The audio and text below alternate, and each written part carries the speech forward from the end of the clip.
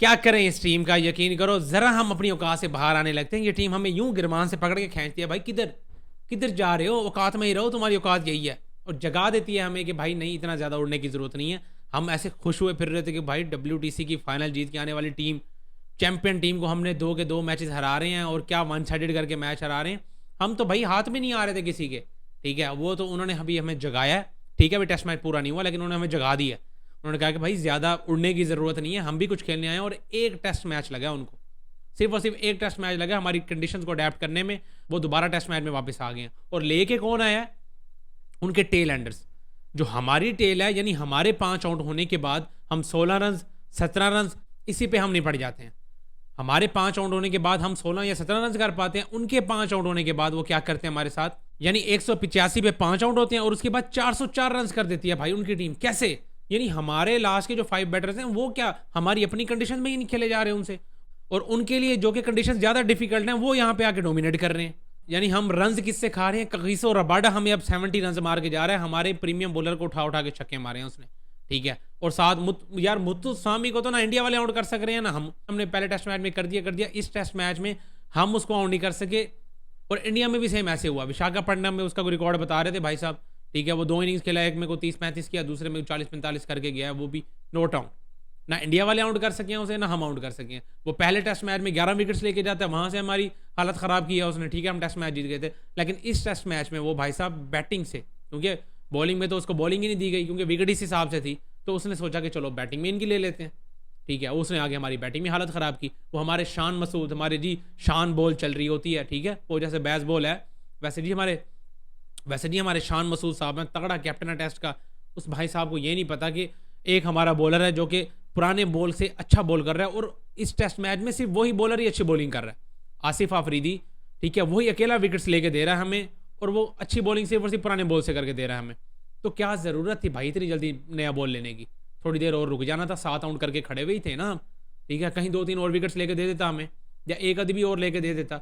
जैसे भाई साहब न्यू बॉल अवेलेबल हुआ नहीं, जल्दी से पकड़ लिया जी, हमारा शीनू आएगा, वो हमारा शीनू प्रीमियम बॉलर आता है, वो ऐसे आके इन स्विंग मारेगा, और उसके बाद हमने ऐसे सारों को निस्तो नाबूद कर देना, ठीक है। हमारा प्रीमियम बॉलर है ना, तो उसको तो नया बॉल चाहिए, वो तो नया बॉल उसका वैसे ही फेवरेट है। वो भाई साहब नया बॉल लेके आते हैं ना, उससे कोई आउट होता है, और उसके बाद जो पार्टनरशिप लगती हैं हमारी, महाराज हमारी अलग से लेता है, कगिसो रबाडा हमें उठा उठा के अलग से छक्के मारता है, ठीक है। उसके बाद मुत्तुस्वामी ने तो जो हमारी हालत ख़राब की है, हमारा नुमान अली तो बेचारा लावारिस हुआ फिर रहा है, लाचार हुआ फिर रहा है, इस टेस्ट मैच में उसको उस हिसाब से स्विंग ही नहीं मिल रहा, तो वो बेचारा लाचार हुआ फिर रहा है। साजिद कटप्पा तो पिछले मैच में भी कुछ नहीं कर सके, इस मैच में भाई साहब ने सेंचुरी खा ली है, सेंचुरी की नहीं है। तो ये था भाई साहब डिफरेंस हमारी लास्ट की 5 विकेट्स का उनकी लास्ट की 5 विकेट्स का, ठीक है। हालांकि कंडीशंस हमारी हैं, हमारी लास्ट की 5 विकेट्स को जाके आग लगानी चाहिए। तो ये जो सारा गंद किया था ना हमने बॉलिंग में, वो हमारा बैटिंग में भी आ गया। जब हमारी टीम बैटिंग करने के लिए आई है, हमारी इनिंग का आपने अगर स्टार्ट देखा हो, हमारे अब्दुल्ला शफीक और इमामुल हक साहब ओपन आते हैं, पहली बॉल जाती है वाइड, दूसरी बॉल पे शॉर्ट मिड विकेट पे प्लेयर खड़ा हुआ है, उनका फील्डर खड़ा हुआ है, हमारे अब्दुल्ला शफीक साहब को पता कोई नहीं है, वो भाई साहब आधी क्रीज से बाहर निकले हुए हैं, उनको ये नहीं पता कि शॉर्ट मिड विकेट पे फील्डर खड़ा हुआ है, वो भाई साहब आधी विकेट में निकल गए हैं। वो तो डायरेक्ट थ्रो नहीं लगी, उसकी 4 रन हमें एक्स्ट्रा मिले हैं, वो अलग, ठीक है। वहीं कहीं पे अगर डायरेक्ट थ्रो लग जाती तो अब्दुल्ला शफीक साहब बगैर बॉल फेस किए वो भाई साहब बाहर आके बैठ जाते। 5 चांसेस मिलने के बाद वो बंदा 50 रन करता है सिर्फ पहली इनिंग में। वो जी हमारा किताबी प्लेयर, वो जी पाकिस्तान में इससे बड़ा टेक्निकली स्ट्रॉन्ग प्लेयर ही कोई नहीं है। हम तो बातें करते नहीं थकते, हमारी तो बस बातें ही रहेगी, हमारे प्लेयर तो उस तरह से करके नहीं दे रहे। इमामुल हक साहब, एक हार्मर जो है वो भाई साहब लगातार 3 इनिंग्स में इसको आउट करके खड़ा हुआ है। एक हार्मर ऑफ स्पिनर उस बंदे से नहीं खेला जा रहा, कभी उसको निकल के स्टंप आउट दे के आ जाता है, ठीक है।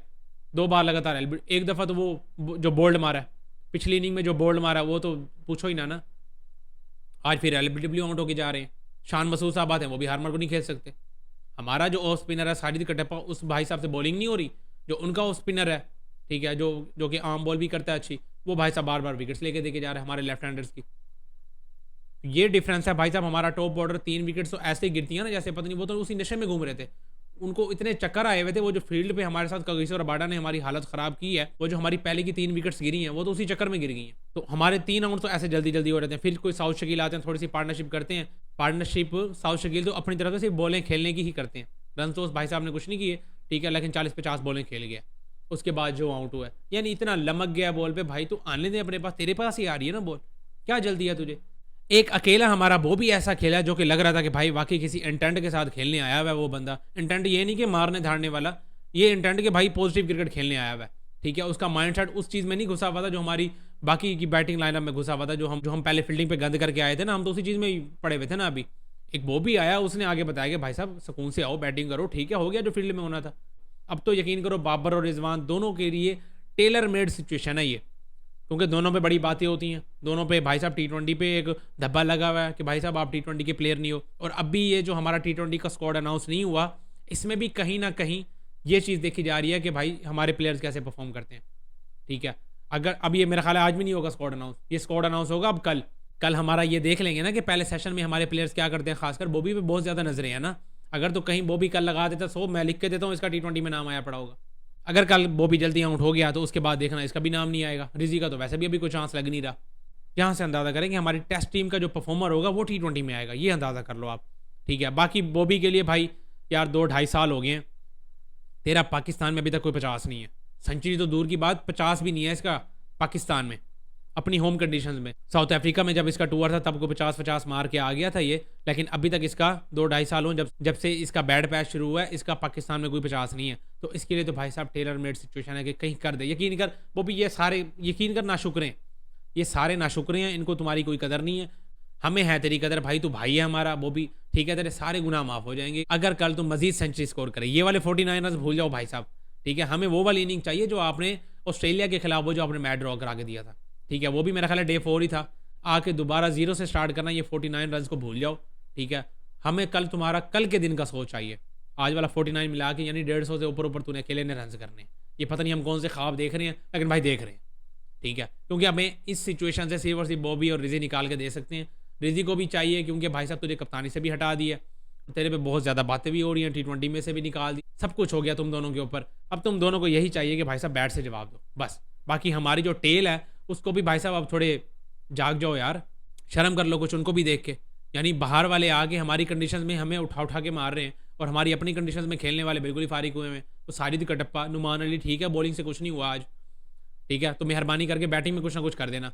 कल कहीं पाकिस्तान भाई साहब 23 रन हैं सिर्फ और सिर्फ अभी हमारे, मैं तो 23 रन देख रहा हूँ, 94 तो भूल जाओ ना, क्योंकि अब हमने टारगेट सेट करना है। तो 23 रन है हमारे अभी तक और 4 आउट हो चुके हैं। कल कम अज़ कम हमें 200 रन करने ही पड़ने। आगा सलमान है, बाबर आजम है, रिजवान है, ये 3 बैटर्स हैं भाई साहब। इन तीनों में से किसी एक को सेंचुरी स्कोर करनी पड़नी है, ये तो तय है। इन तीनों में से कोई एक बंदा सेंचुरी स्कोर करेगा तो हमारा कोई 200 प्लस का टारगेट बनना है, वरना भाई हमें बहुत ज़्यादा मुश्किल हो जानी है, मैं पहले बता रहा हूँ आपको। और ये टेस्ट मैच आपको जीतना ही जीतना है, क्योंकि WTC के साइकिल में अगर आप साउथ अफ्रीका को हरा देते हैं ना, वाइट वॉश कर देते हैं, बेसिकली आप वाइट वॉश कर रहे हैं, क्योंकि 2 ही मैचेस की सीरीज़ है। तो अगर आप साउथ अफ्रीका को वाइट वॉश कर देते हैं ना, फिर आपका कॉन्फिडेंस यहाँ पे चला जाएगा। और ये मैच जीतना बहुत ज़्यादा ज़रूरी है। और बाबर रिजवान के लिए ये वाला मैच जितना ज़्यादा इंपॉर्टेंट अब हो गया ना, क्योंकि जो सिचुएशन बन गई है, जो इस टाइम पे मैच की कंडीशन बन गई है, भाई बाबर और रिजवान को ही इस मैच में हमें वापसी करवा के देनी पड़नी है।